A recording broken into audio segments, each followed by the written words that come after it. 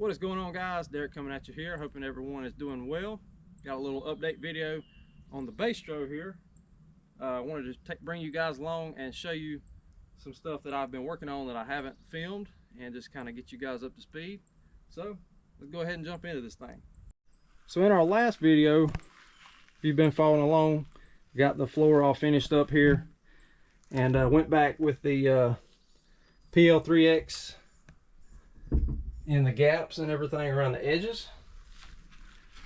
And basically what was kind of holding me up on completing or continuing on the rest of the enclosure was the supplier that I was getting my wood from was out of the 3/4 inch birch. Well, a couple weeks go by and still don't have no birch, but they have maple. So I ended up just biting a bullet, and I went and picked up 12 more sheets of 3/4 inch maple. So that's what we're going to be finishing the side walls of the enclosure and the baffles and the front and back walls. We're going to be using maple instead of birch. It is what it is. I don't think it's going to be no difference at all, you know what I'm saying? So got that wood, it's set and covered up on a pallet right now. So in the meantime, what I have been working on is I had to figure out where my power and my grounds was going to be coming in. So I know this whole back section is going to be battery bank back here. So what I've come up with, I just got this tennis ball just kind of sitting in the hole covering up. But so these are 2-inch PVC couplers. So I got one there, and I got one over here on this side. And this is some scrap pieces that I cut. This is actually 4-AUG wire. So this is the max size that we'll be running. So in my head, I want to run, I want to do a dual alternator setup and do 2 400 amp alternators. I know 4-AUG is probably overkill, but we're going to run it anyway. It'll help with the resistance and just the overall flow of the current. So this is 4-AUG welding cable cut and taped together, and this actually fits right down in the hole just like so. And now I don't know which side is going to be power and which side is going to be ground, but I will have 4 runs of power and 4 runs of ground coming from all the way from the alternators under the hood. But got those things, I think I had a leftover tube of actually PL Max, and I just went back with some silicone right there on the top. I'll try and get you a little underneath shot here of what it looks like under there. And once I do finally get the wires ran from the front to the back, I'll go back on the underneath side and fill the gaps and the voids with either some type of silicone or spray foam on the bottom and the top, just to kind of seal out any moisture and air that will come through the hole there. So I went ahead. Next thing I've been working on is obviously need to get everything, all the deadener applied, because once the sidewalls of the enclosure are in, you won't be able to access this. So I've got one full side completely finished, and my OCD, that took forever, just getting everything covered nice and rolled on, all the air bubbles rolled out and all that. And that is the Silas deadener that I showed in the previous video. The only thing that I like is this back section on the passenger side here, and gonna start working on that here soon. But another thing that you might be kind of wondering is why the heck that window is not supposed to do that, and you would be correct. So what I've done is I basically want to still have access to, you know, maybe some wiring, or I still don't know exactly what's going to go right on this wall here, but I would like to have some sort of access.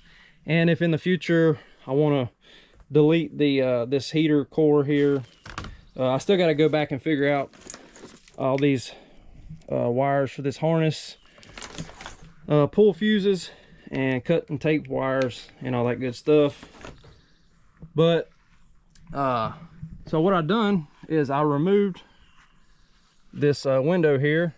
I bought a piece of 1/8 inch thick aluminum, and originally my hinges were going to be mounted on the inside, but I need a specialized hinge that will come out and then up for that to work like that. So what I had to end up doing was riveting on some strap hinges to the side of the van to make it work. I bought this, I think it's like a 1 inch by 1 inch foam seal to put around. Even though you kind of see I was able to slightly bend the aluminum to the curvature of the factory window, but there was still just the slightest of gap right here on the sides. It was sealing good on the top and on the bottom, but what I'm going to do, because I still have just the slightest leak, not bad at all, but this foam it's not quite sealing the way I would like it to.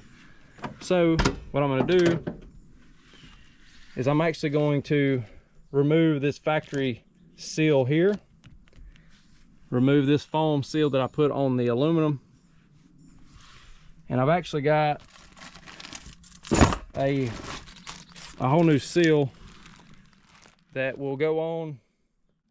It's still in the packaging, I can't, or I'd show you, but basically it's a new seal, and this edge right here sticks out a lot further than the factory one, so that'll stick out just a little bit and help seal the aluminum here. And I have this piece of aluminum that is riveted on, or not riveted on, it's got rivet nuts and it's bolted on right there, and this is actually where my gas struts will mount to. So they'll mount to here and come out to here, and that right now I'm still waiting on those to come in. So I've just got this chain temporarily holding it up. Like I said, I don't know what's going to go right here. Maybe some a speaker wall, like, you know, some mid-range speakers. Maybe this is where I control the whole system from. I don't know, but I don't know. I still wanted to have access, like I said, to this area. So that's why I've done what I've done. And I have also finished up the roof section over the driver and passenger seats. So I went back, you know, the first layer was 3/4, then I went back with another layer of 3/4, and then my final layer here is 1/2 inch. So she's 2 inches thick over this area, and then 2.5 inches basically from the B pillar back. Now, it took me forever to get this curvature, because I wanted it to be as perfect as possible, because I knew I wasn't going to add a second layer, just because I just like how it kind of meets right here at the front part of the windshield. And I don't know how I'm going to quite finish this just yet. I might go back with just Deadener, or I might do some type of fiberglass or some Duraglass. I don't know yet. We'll cross that bridge when we get there. But yeah, it turned out really good, guys. Went ahead and put me got a piece of just some molding, and got it glued and brad nailed on, and that is basically the transition that I have. And still got to go back, obviously, and do a bunch of filler work and a bunch of sanding. But I'm really happy, like I said, with how the roof section turned out. And once everything is sanded and painted, it's going to look nice. But the one thing that I'm not quite 100% happy with is how the paint come out on this window here. So this was a Krylon gloss black, and as you can see, it's just kind of blotchy, splotchy. It didn't lay on good. And this was actually the second time that I tried to paint it, because the first time it had some trash and stuff in it. I went back with 220 and scuffed everything up, and it still, even though I went back and sprayed it, blew it off and wiped it down with a paint prep chemical, it still didn't lay good. So what I'm going to do, I'm not going to film it, but I'm going to go back with some semi-gloss. This is Rust-Oleum. The first color on this is the Krylon Gloss Black. So I'm going to try and give it another go with the semi-gloss, and hopefully that gives me a little bit better finish on that side window here. And I've just got a like a toolbox. I can actually lock it or unlock it. Toolbox handle lock here, and so you just pull that, and then that opens up like so. And if you've been following along, you know that I made this door, it's no longer a sliding side door. I converted it to a gull wing just because, so I didn't have to build around the factory roof track that comes factory in the vans, just so I can get as much cubic inches and cubic feet out of the enclosure as possible. So that's why I done the gull wing setup like I done. But previously, the mounts or the bases are still here. So this is where my 200-pound gas struts would mount there at the base, and then come right up here to the door. So in that line, kind of right there. And the reason I mounted them where I done is because this part of the door was stronger and was a better mounting spot than up here, because you can actually see where I had some previous rivet nuts where I tried 2 different times before I finally ended up mounting the struts right here. Well, it was all fine and dandy, working like it should. My only kind of the only downside to it was, one, the struts was kind of right here, and I've already hit my head on them a couple times, and I just didn't want that to be an issue down the road. And 2, once this door is actually closed, so those are 200-pound gas struts, and that's a lot of force pushing down on the door once it's closed. And you could clearly see the gap in the door. It was really pushing down on the door, and I just didn't quite like that. So what I've done to get rid and do away with the gas struts is I come up with a little contraption here. So this is actually 2x2 aluminum square tubing. So what I've done is got me 2 pieces. This top section, I don't remember quite exactly the measurements, but this piece is longer than the bottom piece here. But it's basically mounted on a 90-degree locking hinge, and that locking hinge is mounted to a metal plate that I have rivet nuts going into the door here. Now you move down to where the 2 sections meet. I have a hinge on one side so it can articulate, and I have a heavy-duty barrel bolt on one side just for kind of safety precautions. What I'm going to do is put like a carabiner clip in here just so nobody can come around and unlock it, you know what I'm saying? So I'll throw a carabiner in that at the shows. But it's pretty sturdy actually. It's worked out and turned out a lot better than actually I had come up with in my head. I got plenty of clearance. I'm 6 foot, and there's still plenty of clearance underneath here for me. So the way that it actually stays up on the door is I have a neodymium magnet that is screwed to this piece of aluminum.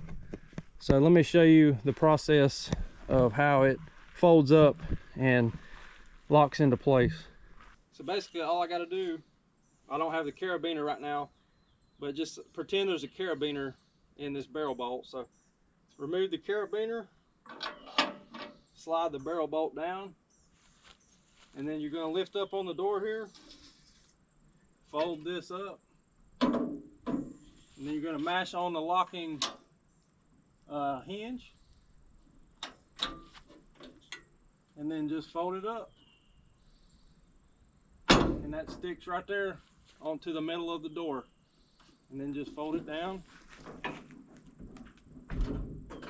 Lock it down. And hit the road. So as you can see, I have been pretty busy on this thing. Just kind of working on it when I can. And making a little bit of progress here and there. I have actually done some measurements on the internal box dimensions of just how many cubic feet that I'm actually going to be able to get out of this thing. So what I have come up with so far is I'm actually going to be able to get just over 101 cubic feet. So that's a pretty good bit to work with. That is before obviously baffle and sub displacement. But after that, I've already done the math. Looking like it's going to be a 1.75, actually 1.77. I'm just going to say 1.75 to 1 ratio, fourth order. So it should be pretty nasty once it's all said and done. But that's about all I got for you guys today. Just wanted to give you a quick little update video on what I've been doing behind the scenes on the base TRO. Make sure you stay tuned for the next video. We'll be starting on the sidewalls of the enclosure, getting those things glued and screwed in, and then it should start looking more like a subwoofer box. But thank you for watching. Make sure you hit that subscribe button if you haven't already. Give me a thumbs up if you enjoyed it. And until the next one, this is Derek signing out. I will see you then.